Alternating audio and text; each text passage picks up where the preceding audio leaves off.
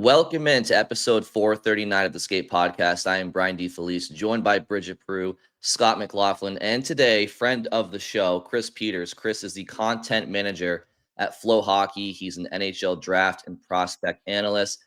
Chris, we appreciate you coming on this year of all years because for a change, the Bruins are drafting in the top 10. You've talked to us in the past when they were drafting at the back of the first round, but there's lots to discuss today. Yeah, there sure is. Thanks for having me back. It's good to talk to you guys again. And yeah, it's pretty crazy to see. We're not used to seeing some of these teams that are high up in the draft rank or in the draft position, and certainly not the Bruins. And the good news is that when you're not good, there is some potential for reward. And being within the top 10 this year is a good place to be because this is not a very strong draft, but it is more comparable when you're talking about the top 10, 15 prospects. Yeah, Chris, I want to start there. I like to kind of start more general. And so you mentioned obviously being in the top 10, good place to be, much better than being lower. But realistically, what kind of, even before we get to names, like what kind of prospect can the Bruins expect at 7? Are we talking about players that have first line upside, or do we need to have more realistic expectations where, hey, if you get a good top 6 forward, you should be happy with that? Yeah, I think in general, you're expecting within the top 10 to be able to draft a player that projects into the top 6 of your forward group and potentially into the top 4 of your defense group. This year's draft is pretty center heavy.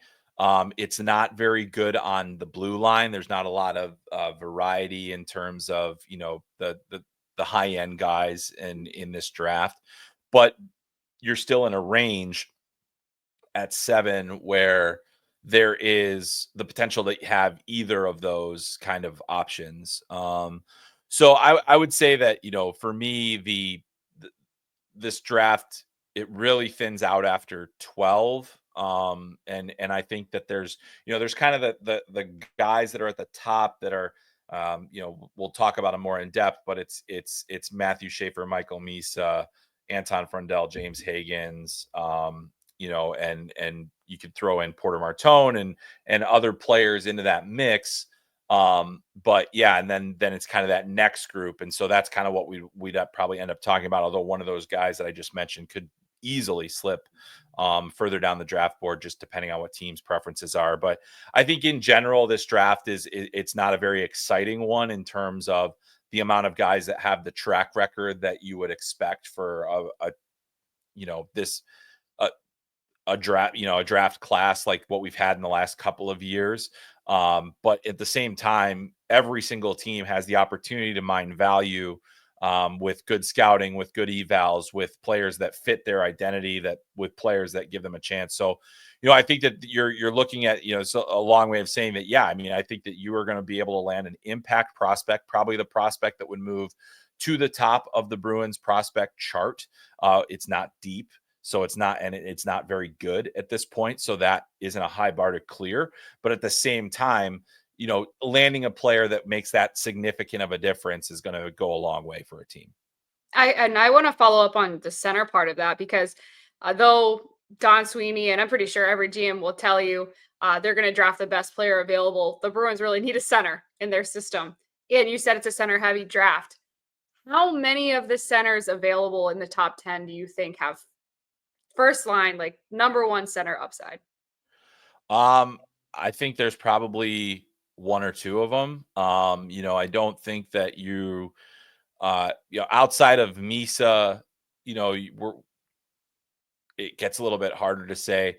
James Higgins still has tremendous upside. He didn't have an amazing year at BC. When you think about who goes number one, well, Macklin Celebrini had the year that he had last year. Adam Fantilli had the year he had before. Guys that were top 2 picks.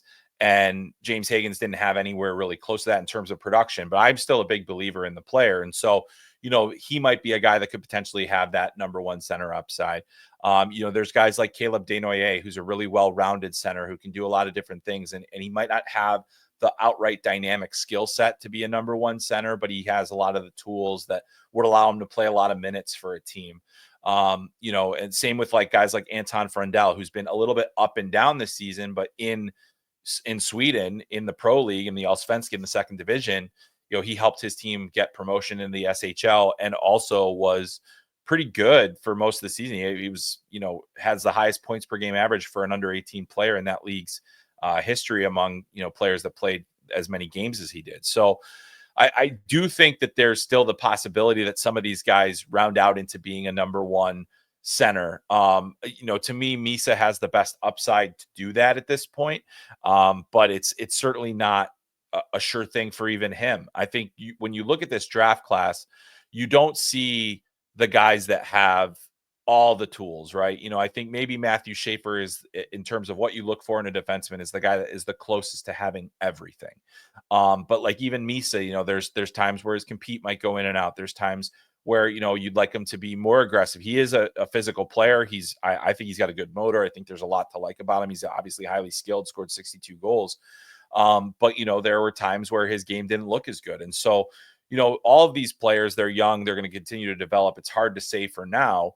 But I think, if you're looking, especially if you're outside of the top 5 and you're looking to draft a number one center, and there's only 32 of those in the league, you're probably not going to. So, it's not to say that somebody couldn't be. Obviously, eventually, you have Patrice Bergeron who becomes a number one center. There are guys that develop over time. So I wouldn't rule it out, but I just think it's hard to draft with that in mind, just because of how high the bar is to clear to be a number one center in the NHL. So just to keep it general again, before we dive in and kind of base off this conversation, because we do hear a lot that it's not the deepest draft. And what's challenging, certainly for someone in your position where you're supposed to be analyzing and projecting, at the end of the day, 17, 18-year-old kids, you're only able to look at the here and now, and you're doing your best to project. But does a draft ever surprise you? Does a draft class ever surprise you where in their 17, 18 years that you guys are projecting this is a very deep draft, and history tells a different story, and vice versa?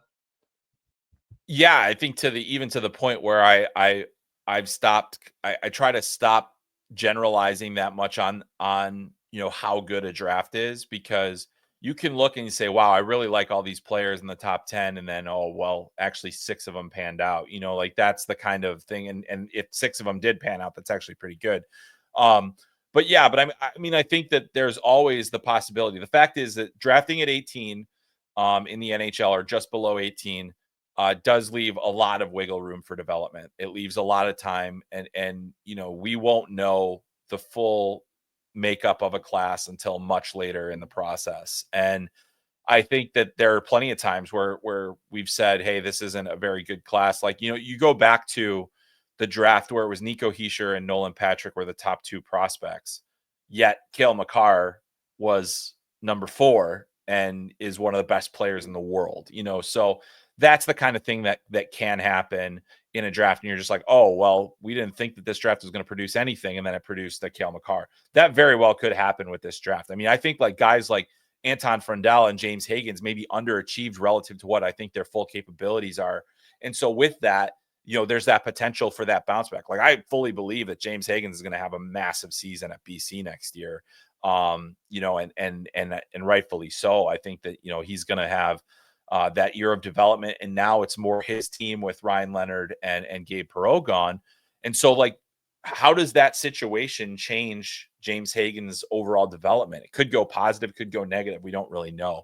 So I think the one thing I will say is that, if your scouts and if your team has done all that they're supposed to do, and I'm sure that they have, maybe not everybody agrees with what they end up doing, but at the same time, like, they will have had that feeling. And NHL teams, like, people can listen to us in the public as much as they want to and think about, what the players are.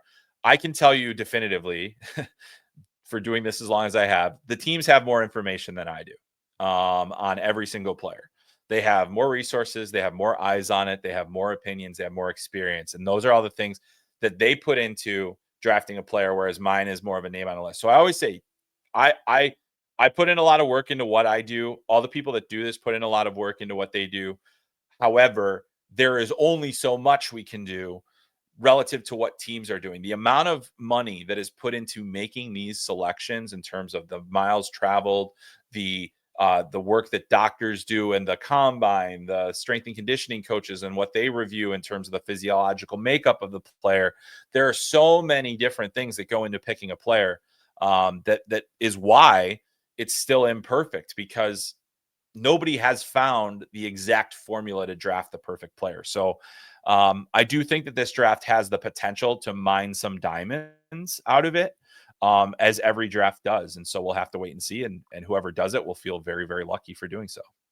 I'm gonna have to give our Bruins fans listeners a minute to like get up, go for a walk, take a deep breath, because they think the Bruins put zero effort into drafting and have no clue what they're doing. So that they might be shocked to hear that these teams actually put a lot of work into this. Well, yeah, like think of all the scouts that they sent. Like I see scouts at college hockey games constantly, and I try to pick their brains. And obviously, that's a huge part of what you do, Chris. You go, but for people who want to follow it, like we've had trouble trying to track down like good information on prospects, because obviously we spend most of the season on NHL, and for myself and Scott sometimes too, like college and NHL takes up a lot of our time, so we've had a hard time finding stuff from Frondell and different guys, especially the further you get away from this area, it's harder to find. Is there any resources that if somebody wanted to follow prospect, like is there an analytics site? Like how do you go about like getting the information, like some of the deeper dive information, or is it something you just have to kind of go get your eyes on it? Yeah, so I mean, obviously, doing what I do, if I didn't have video resources, I wouldn't have much luck doing this, because I cannot get to as many games as one would need to get to in order to evaluate the players. I do go to a lot of the big events, like the Under-18 World Championship. I went to the CHL NTDP Prospects game, the World Juniors, other things like that, that have like a collection of prospects that I can watch in bulk, which is helpful. But for the most part, there's very, very, very expensive software or companies that provide video, that do this. I have used them. I have also pieced together subscriptions to all the junior sites. FloHockey, where I work, we have the USHL, so I watch a lot of that as well, through our own site. And then there's other places to watch the CHL and try to watch those games. Sometimes I've been lucky enough to share with some people on their software, and then I have had my own software at times as well. So it just kind of changes year to year in terms of what's available and how much things cost. But I think most video systems that you would pay for to watch players are, and also have analytics tied into them, is upwards of basically five figures in terms of how much it would cost to get that. And it's a humongous resource. It's great to have. And when I have had it, I feel like it helps, but I've also, you got to do some shoe leather, get out there and see what's out there. So, the other thing that's changed too is in my job that I have now at FloHockey, where I'm also the content manager. It does make it so it's harder for me to get to games live. I'm in USHL country. I try to get to as many of those as I can. When there are NHL draft eligible prospects in colleges, I try to get to those games as well that are within driving distance. And then obviously I'll make special trips when needed. I'll go to the combine, different things like that. What's that? Do you come out to New England? It's been a few years now since I've done it. Usually I wait till they come to me, and I've been lucky that I'll have BCBU. But the way that things are going right now in college hockey, I'm going to probably have to spend a lot more time in college hockey, because I think we're going to see a lot of high-end draft prospects out of the CHL into college hockey in the next couple of years, which will be a lot of fun. So there's a lot of different ways to do it. And I think if you're a beginner, if you're somebody that's never done it before, that the best thing is try one subscription, make it FloHockey. And try one thing where you can watch a lot of games, and take a look at NHL Central Scouting's list and say, okay, well, why do they think these guys are here? Let me see if I agree with that. Like, those are the kinds of things that you can do, to kind of help train your eye a little bit, and then use things like elite prospects and other things where, even the best analytical data that some of these companies are producing is not 100%. A lot of teams have in-house analytics for prospects, but again, there are limitations to that. So until we have a perfect system, we'll still continue going through this in an imperfect way. So the short answer is there are a lot of different subscriptions that you need, and there are a lot of different things that you can look at. And if you don't want to do all that, just read those of us that do it for you. There you go. Guys, just real quick before we get into the Bruins stuff, and just the prospects, because you just touched on college hockey, Chris, and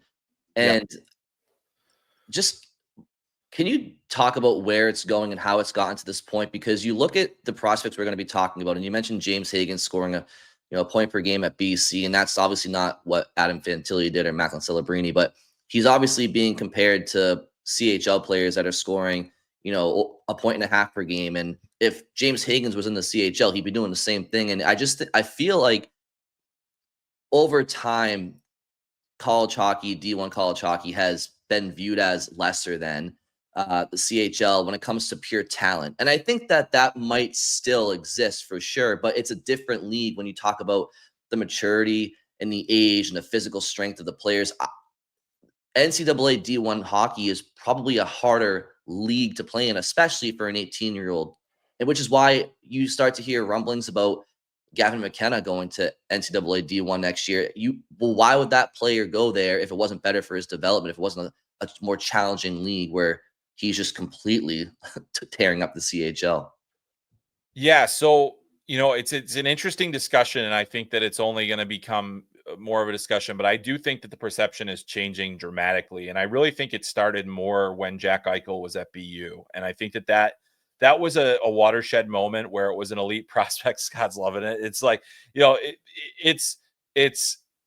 was a watershed moment in that an elite player. This was at a time where some Americans were going to the CHL for their draft season. Jack Eichel said, "No, I'm going to go to BU. That's what I wanted to do, and I'm going to go tear it up." And when he had the season that he had, he won the Hobey Baker, and it was like it was an eye-opening moment for a lot of players, and that really started a trend towards more American players going to college hockey. And there have been very few top American players that went to the CHL and became first-round draft picks in the NHL after that. So that kind of shifted the tide a little bit. What I think is going to happen now is that it's recognized by agents, by NHL teams, by the players themselves, that there is a significant difference between what college hockey offers and what the CHL offers. It's no longer viewed as a second option or a second tier. It's viewed as a comparable tier, which I think but in like cases like Gavin McKenna, it is the hybrid between pro and junior.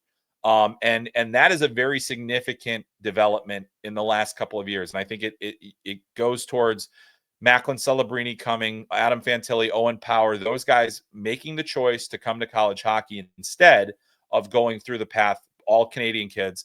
And that was the second wave of the watershed moment for what Eichel kind of started and now what is happening. So I do think you're going to see a lot of CHL players explore college hockey. I think that Gavin McKenna, I'll probably be more surprised if he's not in the NCAA next year than if he isn't, but it's still not determined. His season is still ongoing. He has not taken a visit with the team. He's not going to do anything with the team until his season is over, which might not be until after Memorial Day, as Medicine Hat has a real chance to go to the Memorial Cup. So, but I think that the perception has significantly shifted. It very much was viewed as a second tier option, a backup plan for Canadian players. That is no longer the case, especially now that if you can go to the CHL and you can go to college, now you can do both. There's no choice to be made. And it'll be interesting to see now how many American kids decide, well, I'm going to go play in the CHL for a little bit. And that's what we're going to have to kind of contend with in the next phase is how does this shift the dynamic between the two levels? And it is a huge moment in hockey development. This is dating back 32 years, but do you think Paul Kariya, as a Canadian playing in Hockey East back in the day, had maybe a similar effect at the time? I've never really kind of crunched the numbers. But I mean, back then it was like guys like Korea, where it's like, okay, you're not a big guy, like maybe you come play college hockey, Like St. Louis and then too. St. Louis and others, like I think that he was a big thing for showing Canadian players the way. But I mean, like, he wasn't even the first, big time prospect. Like Joe Murphy was a number 1 overall pick out of Michigan State, and like there's been a lot of different things, but still, it was just I think it was a cultural thing, an exposure thing, and seeing guys like Makar and all the others that have come through, and especially the defenseman development that's happened in college hockey over the last few years, that's been a significant change. So the other thing that I'd say too is back in Korea's day, it wasn't as accessible as it is now. Now all these players, they can, like, TSN Plus has college hockey on their platform. Yeah, they have to listen to me sometimes, unfortunately. Exactly. Well, no, that's a great thing. It's a great thing. And then, and also on top of that, you have, College Hockey Inc. doing the work that they did to work things out. Like, in Gary Makar, Kale's dad, became like their evangelist in Alberta for a while, so it's this kind of like, there's such a belief in what's happening here. And the good news is, like, I think the best thing is that if everybody figures out how to work together on this and not against each other, we could have a significantly improved development system across North America that will eventually create more players. So my hope is that there will be more collaboration than competition. But it's going to there's going to be some growing pains here in the next little bit. And since that Eichel, because I was in college for that, and he just absolutely crapped on everyone. It was so, like, he put up like I think like 8 or 9 assists one game against UMass, and one of the first broadcasts I ever had, and it was crazy to watch what he did. And I do feel like since I was in college, which was right around that time, you also see way more European guys come and choose this instead of playing, like Mikhail Yegorov. Instead of playing in Russia or in Sweden, he comes and he plays for BU. Yeah. And he was a guy that actually his parents, that was their whole plan. Like, they wanted him to go to America, to go to college, get an education, and then see what happens, So, I think it was, I'm trying to think, there was Ruslan Isakov, who played for UConn for a little while, said, he saw Clayton Keller in the World Juniors. He said, I want to play wherever that guy's playing, because that's who I want to play like. And he came to Hockey East. So it's pretty cool to see how that's happened over the last few years. Yeah. All right, Chris, we got to get to some potential Bruins here at 7. So you mentioned, trying to watch these guys, and I've tried to do that with a bunch of these top 10 players. So prior to U18s, loved a lot of what I saw from Anton Frondell. He was becoming one of my guys. Then I watched several of those U18 games live. I know you were down there in Texas for it, and he was disappointing. He, quite frankly, wasn't very noticeable. Seems like it might hurt his draft stock. So how do you kind of balance those things where he has this success playing against men in a pro league, then disappoints against his own age group in really the last competitive games he's going to play before the draft? So how do you kind of, look at those two things? And then B, how far is he going to fall? Is there a chance he's there at 7 for the Bruins? And would he be a good choice there? Yeah, it's interesting. I think there's a chance he would be there. The Bruins, as much as any team, had a whole big contingent at the under 18 Worlds, watching that. Every GM that, with the exception of New York, the Islanders, who don't have a GM, that's picking in that top 8 was it in Texas. And so if any general manager that was their first viewing of him, they would have come away very unimpressed. But I think a lot of the Swedish scouts have really been banging the drum for him, and based on his pro season. So how do you balance that when he has a great season, a historic season, really, for an under 18 player in the Allsvenskan, and then a completely lackluster U18 Worlds? Now, to put that in context, he did arrive late. He was with Djurgården throughout the Allsvenskan playoffs, the qualification. They win it, and instead of staying behind and partying with the team and everything, he immediately got on a plane, arrived 2 hours before the game against USA, and then played in that game. I think probably the first 2 games you could give him a little bit of grace on the jet lag situation. After that, really, he should have been better. They tried moving him around. They tried to put him with better players. Like, it just didn't work. He didn't have it. I've seen him at his best, and that was, to me, some of the worst hockey I'd seen from him, the most disappointing hockey. So it was a bad time for that. You do have to take into account the full picture, and I think that any team that's drafting him is going to take full account of, hey, why wasn't he good there? And that's going to be a thing. What they'll probably come back to is that he's a 6'1" center with, good strength, skill, scored at the professional level. 25 points in 29 games in Djurgården. He did start the year injured. There's been up and down. He did not make the World Junior team. He might not have even been the best draft eligible prospect for most of the season on his team. That would have been Victor Eklund, who's another player that'll potentially be there as a winger, a little bit smaller, but has that drive, and he's probably quicker. They're both pretty decent skaters. But yeah, so I think you have to take all those things into account. So yes, I would say he's still an option. B, I think there's a chance he gets there. I think there are teams that do like him, that are ahead of the Bruins, that could potentially take him. But at the same time, like, if he does fall to 7, that's some real hard thinking that you're going to have to do on, is the offensive upside really what we saw in pro, or are we going to have to worry about consistency every time? And other things like that. And I think there have been some questions about fitness and other things like that as well. He had injuries and illness this year. So there's a lot of things that you kind of have to discuss, but that's what those scouting meetings are for. And I'm sure that they'll have teams that are picking in the top 12, 15 will have a really long book on Anton Frondell. So it's really difficult to predict the way that these draft selections are going to go. You can read any mock draft and any prospect ranking, and they're all over the place. So I'll do my best here.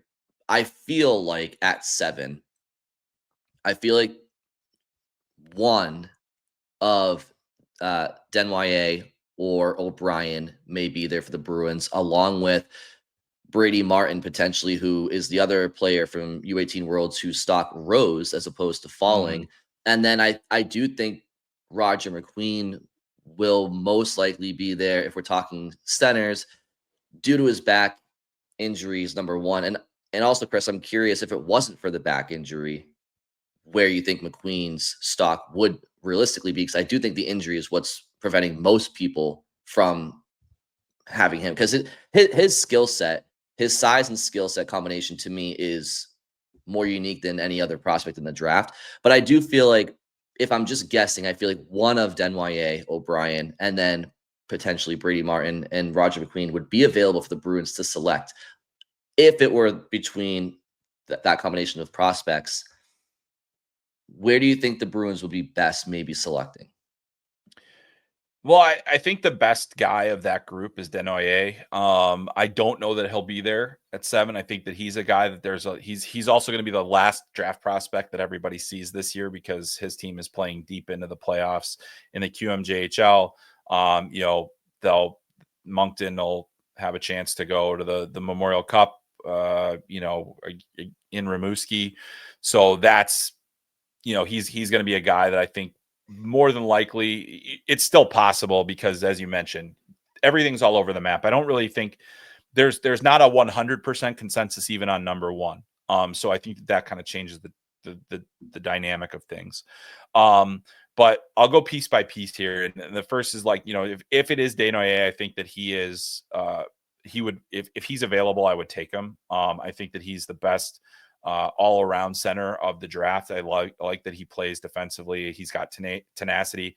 I thought he should have probably gotten consideration for the World Junior team this year. Didn't. But he is always one of the most noticeable players that I watch when I'm watching a game of his. He is quick. He's got a motor. He competes. And then on top of that, he has skill, and he's young. He's still, he's one of those guys that has done a lot of great things, but he's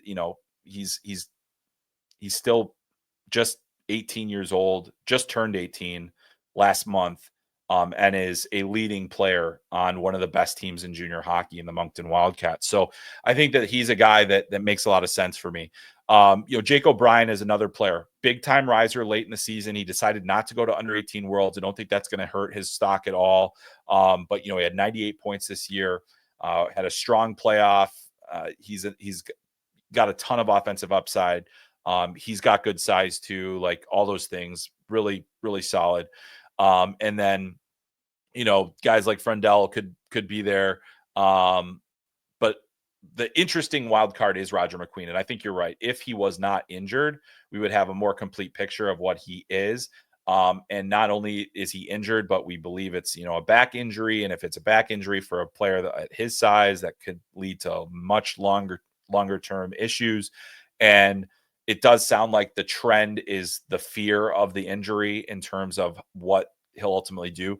Now that could change at the combine if he gets a look at from everybody kind of has an idea of what he's going to be like. If he doesn't get a full checkup and doesn't get cleared or there are flags, then he's probably going to fall a lot farther than outside of the top 10.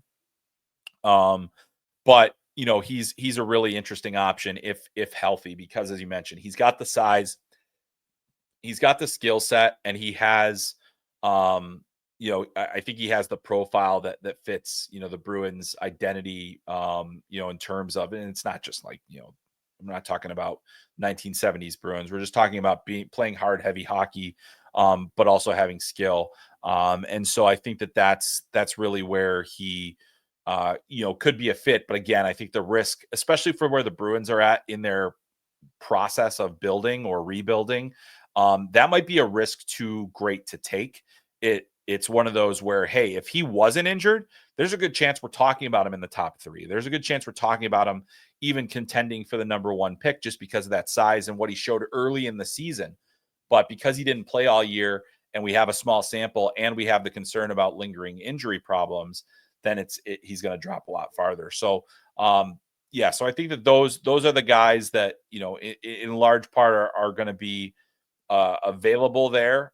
Brady Martin, I think it might be a little bit early for him to go in that range. However, he's incredibly physical. He's quick. He has good skill. I just think that there's probably there's some conversation about, is he really a center? Just kind of the way that he plays. I think he's more of a forechecking winger. I think that would be where I'd prefer him to be. A scoring winger and a forechecking guy. So I think if you're looking for centers, you probably are not going that direction. But I know there is a lot of love for Brady Martin after what he did at the under 18 Worlds, what he did all season. Best body checker in the draft, probably one of the pound for pound, one of the strongest players in the draft, if not the strongest. So there's a lot to like there. But I would also say, as much as there's a center desire, I would not completely rule out the possibility of the Bruins landing one of the top defensemen, because also you've got 6'6" Reddy Murtka, who has huge upside, has a lot to work with. So there are options beyond the center that could be there, that could be enticing. It just kind of depends on what you prioritize and who you have higher on your list. If Murtka's higher than any of these centers, that's who you take. But if not, I think you got a lot of good options there. Now, did you do I know a lot of the guys did this immediately following when we found out the draft lottery, redid their mock drafts. Who did you have the Bruins taking at 7? Yeah, if memory serves correctly, I'm pretty sure I did mock Roger McQueen to the Bruins because of that. And I think after a few more days of thinking about it, I would probably redo that one. Just because I think it's one where they can't miss on it, and there's too much of a risk to miss. I think that it's a huge boom bust. He could be the best player in the draft.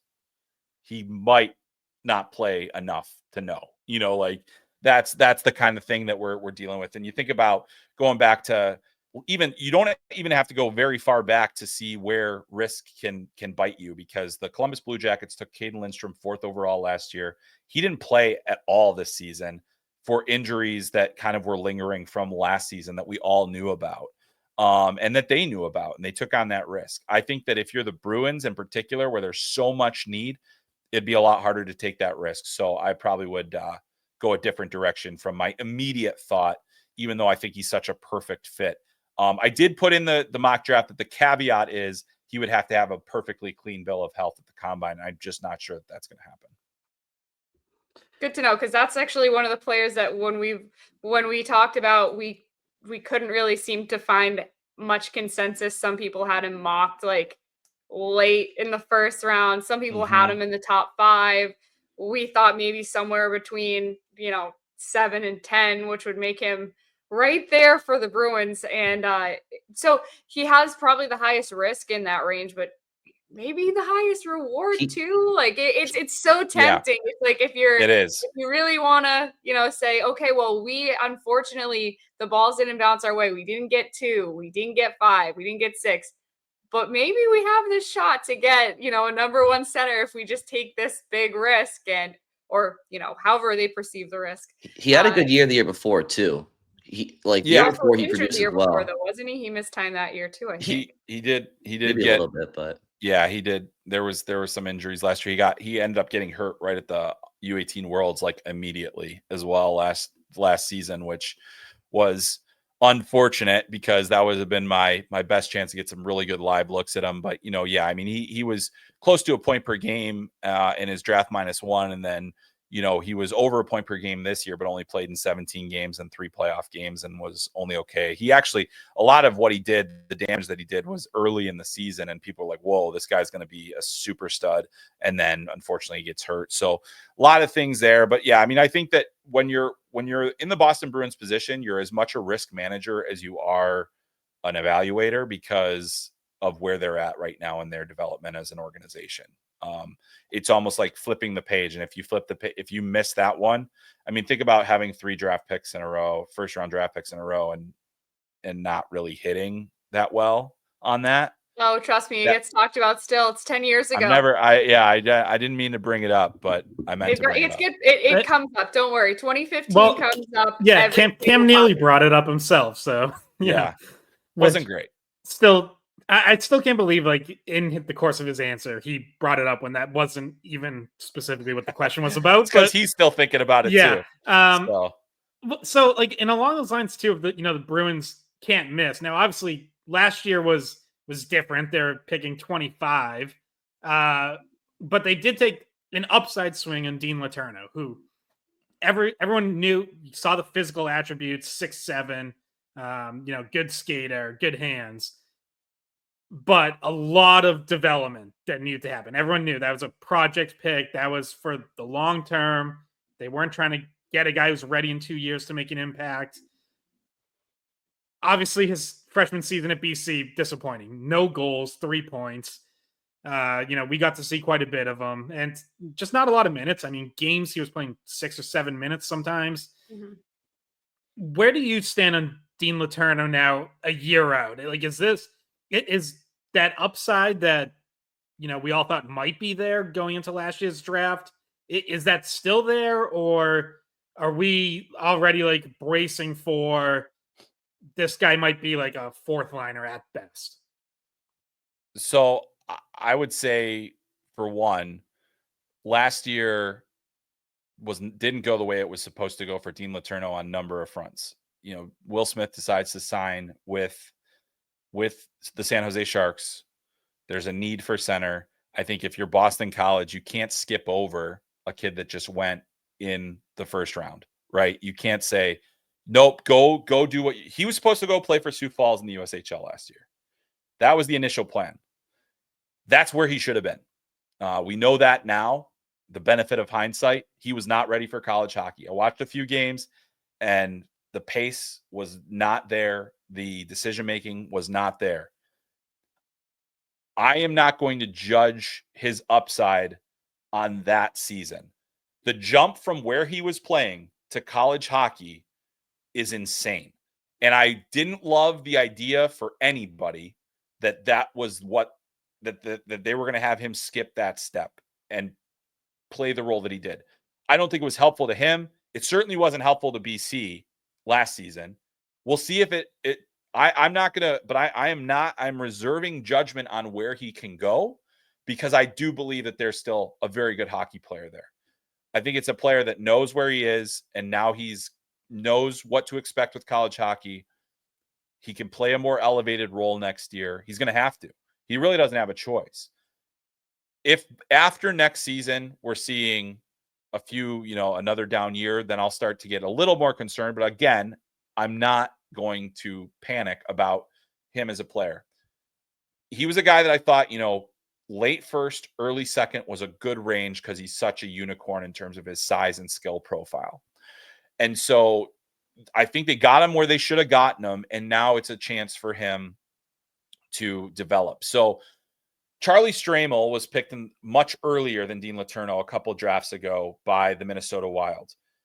He had, a decent draft season, not a great season after that, but then he transfers to Michigan State and he had a breakout junior season, and he's returning for a senior season.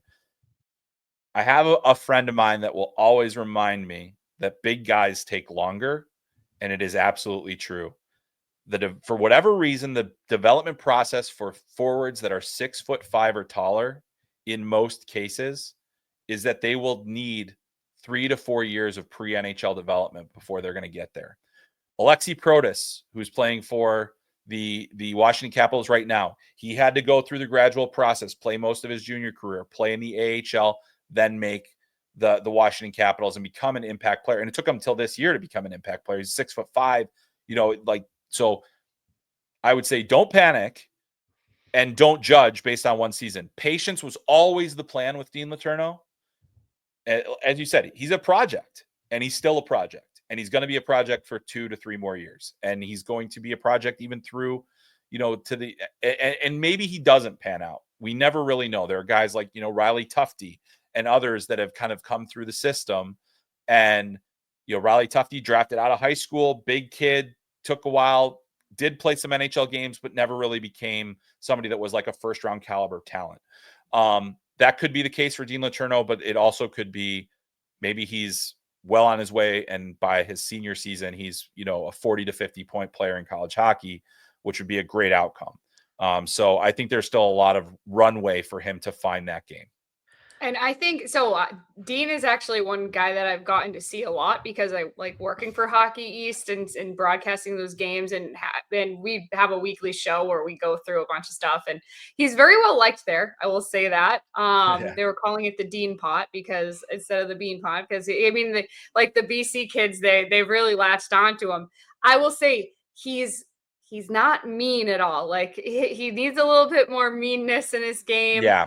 And I think one of the main reasons why guys who are that big take so long to develop is because you're going from when you're 13 or whatever, you're all right around the same height. And then you make this huge jump, you grow over a foot, and then you're trying to figure out your body and like your coordination has to catch up to your height.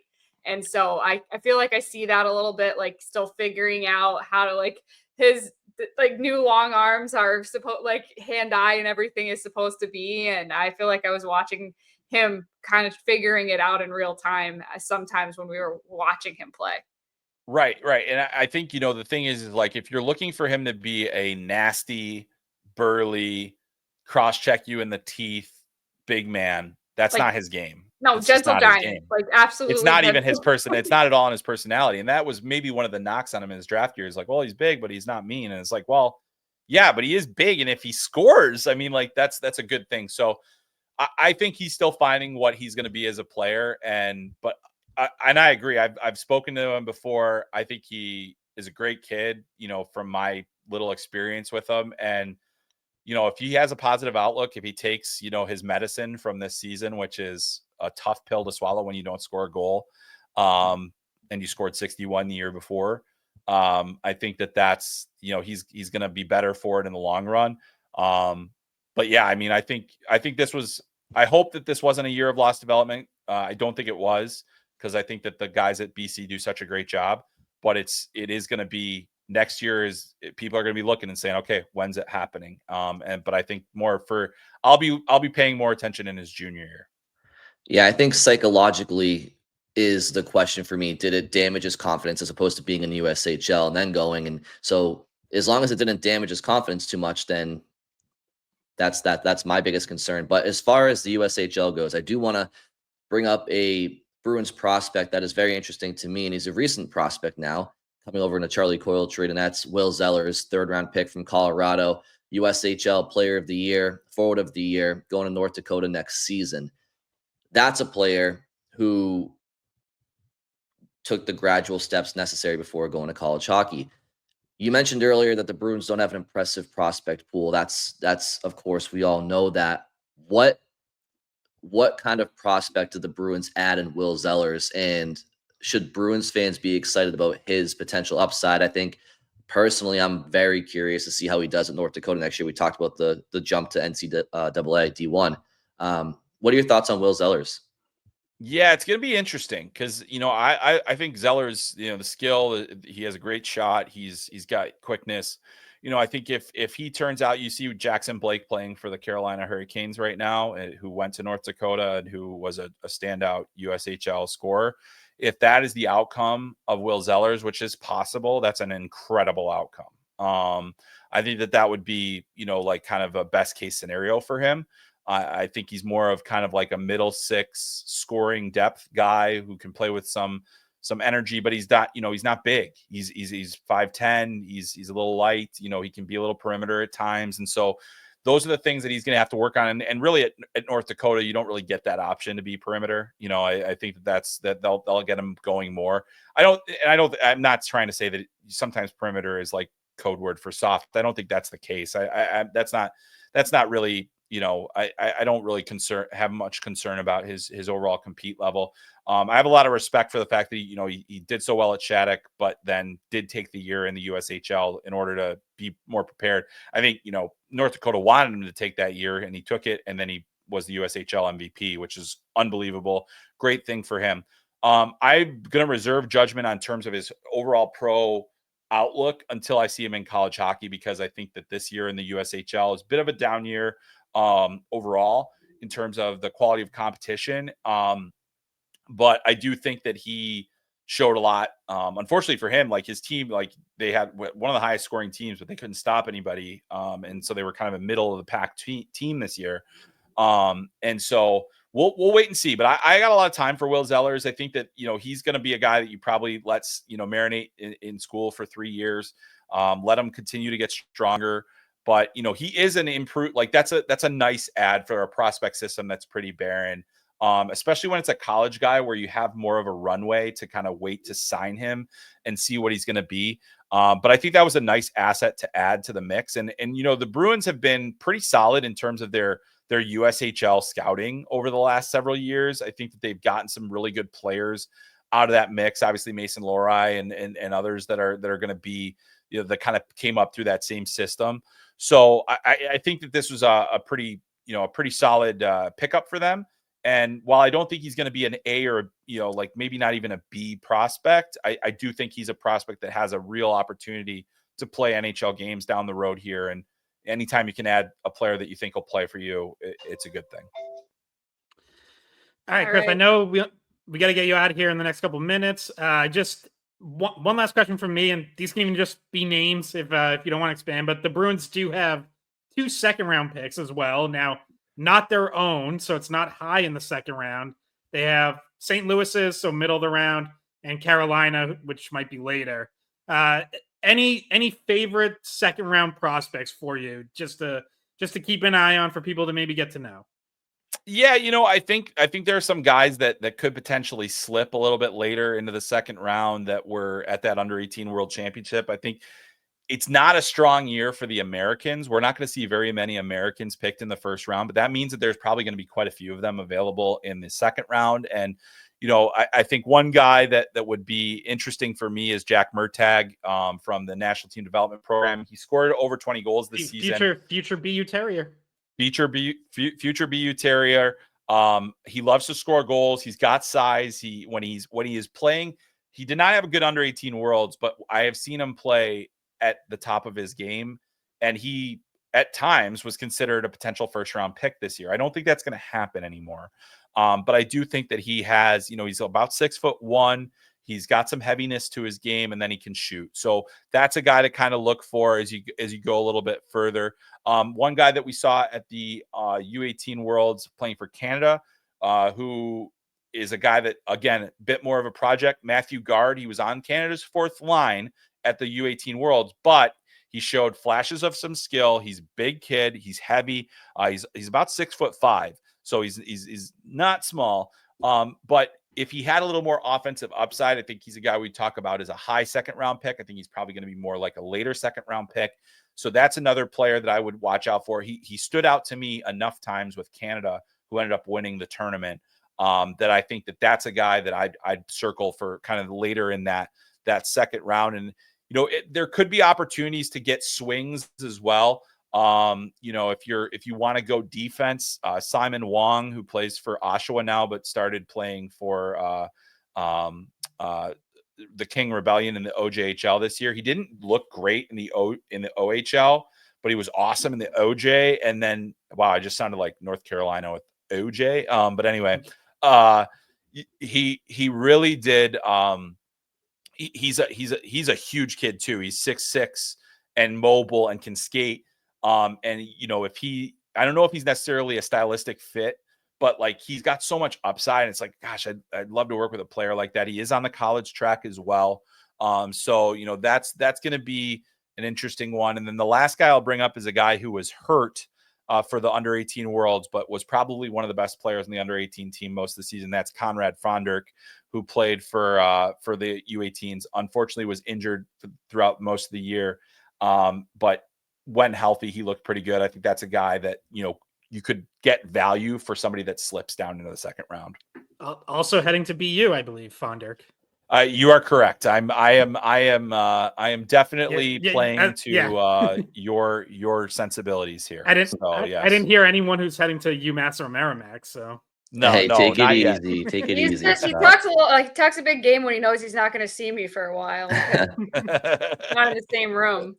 Guys, we're gonna close out here. I think I speak for all of us, but I'm fascinated, and Chris, because of your expertise and your day-to-day job, like when it comes to drafts, I'm very fascinated to look back at this draft in 5-10 years and see which one of these players actually, or which couple of these players turn out to be the best ones of the draft. Because as you said, there's no consensus, and there, especially when you break it down to the tiers, and the subjectivity is crazy. I mean, Matthew Schaefer is a consensus, projected first overall pick, and he only played 17 games, which an amazing 17. But what you aren't able to see is how somebody handles a full season. Right. James Higgins was projected first overall as recent as January. Michael Misa goes 2 points per game. He's a mid-season World Junior snub. Schaefer's 17 games surpasses him as number one. And then beyond them, it's like Frondell's stock might be dropping, and a Brady Martin stock might be rising, and then Denwye, O'Brien, McQueen, Martone, Eklund. Doesn't matter whatever rankings you look at, they fluctuate. So, I'm just very curious to see in 5-10 years which one of these players does pan out, or which couple of players do pan out. Yeah, I am too. And I think the thing is that, there's a chance that James Higgins, we were right about him at the beginning of the year, and he is the best player to come out of this draft. There's a chance that it's somebody that we haven't even mentioned one time in this process. I mean, how many people were saying that Patrice Bergeron would be one of the best players ever out of his draft class? Like those are the kinds of things that happen. Development is not a straight line. It goes in ebbs and flows. Guys are going to have great seasons, bad seasons. And that's kind of why the risk of drafting Matthew Schaefer at number one is we didn't see the ebbs and flows. All we saw was the great stuff, and which is good. I mean, the fact that all the games that he played this year were really, really good. But again, it kind of comes back to who's it going to be. And it very well could be Matthew Schaefer. It could be somebody way out of left field. But I do know that, this year, the biggest difference is we didn't have a Macklin Celebrini or a Connor Bedard to completely pull away from the pack. And we didn't even have to talk about that player anymore. And we could focus on all these other guys in the public sphere. Well, good news for hockey fans is that the scouts are talking about all those guys all the time. So they're probably going to find that diamond quicker than some of us will. And then maybe some of us will have a list that has a guy that went higher, or, we listed him in the right spot and the teams didn't pick him in the right spot. That happens plenty as well. So inexact science, but very fun to follow. And I'm also very, very fascinated to see how this class, and probably next year's class, pans out, given the fact that, there's a lot of unknowns and a lot of uncertainties with these players. I think we all are hoping that we don't have to be talking top 10 pick next year. So maybe don't have to worry too much about next year's top 10 class if the Bruins are, maybe back in the playoff picture or at least. Or if you're trending that direction, you just tank even harder and hope you get Gavin McKenna. Exactly. If you're going to be bad, next year is the year to be awful. So do that. And the good news is the draft lottery is a sure thing, as we've seen in recent days. So, but Chris, we appreciate your time very much. So that's Chris Peters of FloHockey, Bridget Scott. Thank you guys. Thank you all very much for listening. Enjoy your weekend, and we'll talk to you on Monday. Hey guys, thanks for watching the Skate Podcast. If you want to see more of our videos, visit our playlist. Not in front of a screen? You can listen to us on Spotify, Apple Podcasts, or wherever you get your podcasts. Don't forget to follow us on social media. And if you enjoyed this video, please don't forget to give us a thumbs up, subscribe to our channel, and leave a comment.